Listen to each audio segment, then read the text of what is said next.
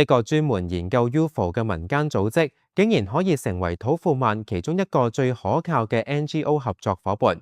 今日我哋就帶大家一齊探索呢個奇怪又有趣嘅故事。呢個話題真係夠新鮮。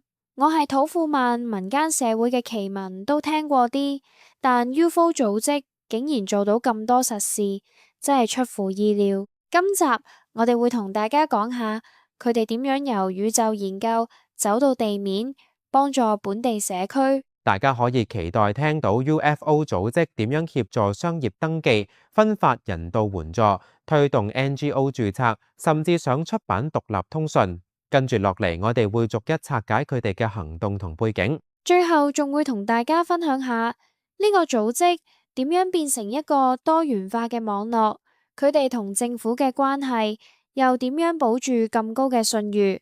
準備好未？即刻開始。其實土庫曼 UFO 學會最初只係想研究外星生命，但慢慢佢哋開始做啲落地嘅事，連大部分會員都話其實對 UFO 冇乜興趣。我聽過佢哋最早1992年就喺獨立後註冊咗，仲係第一批成功按新法例重新註冊嘅 NGO。呢個背景令佢哋變成土庫曼政府都會去佢哋幫手嘅團體。仲有佢哋除咗話有軍方同政府諮詢 UFO 現象，實際上就未有真係發現外星人，反而佢哋吸引咗一班律師、科學家、電腦專家、教師等一齊合作，好似變咗一個民間智囊團。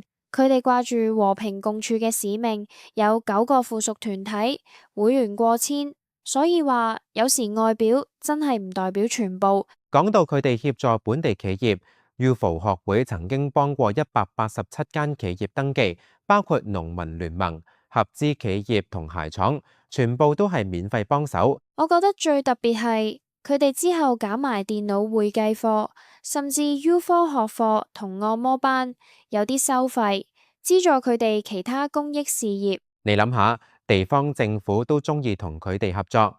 有啲官員話，人人都對 UFO 有興趣，所以佢哋推廣外星話題，同時又幫到商業同社會。我覺得呢個策略真係聰明，用 UFO 吸引注意，然後實際推動經濟同教育。除咗商業，UFO 學會仲協助分發人道援助，例如幫助塔吉克同阿富汗難民，配合美國國務院資助嘅項目。佢哋連 NGO 註冊都係專家，幫其他組織完成複雜程序，仲爭取到美國國際發展署嘅資助去提升內部能力。最近仲有個新計劃，幫4個新 NGO 準備註冊文件。佢哋咁多經驗，係土庫曼 NGO 圈都算老行尊。真係好似民間領袖咁，唔單止搞 UFO， 仲帶動整個社會組織發展。佢哋最近想出一本獨立通訊，計劃申請3萬美金買印刷設備。不過土庫曼出版獨立媒體通常係違法，但佢哋有諗頭，專登指印999份，避過要牌照嘅法律規限，內容都話唔涉政治，只寫組織活動。而家美國國際發展署要求佢哋提案更詳細、更具成本效益。之後呢份通訊可能會收費，自給自足。佢哋仲想喺其他省份開分會，因為服務太受歡迎。睇嚟土庫曼 UFO 學會未來發展空間仲好大。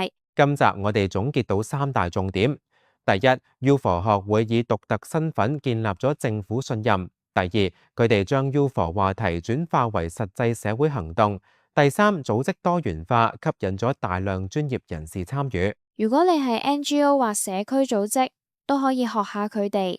善用有趣主題吸引群眾，再配合真實服務，建立信譽同網絡。下一步，大家可以研究自己社區有咩獨特話題或資源，點樣融入社會服務，激活更多參與。多謝大家收聽，記住發掘奇怪但有用嘅力量，下次再同大家深入新話題。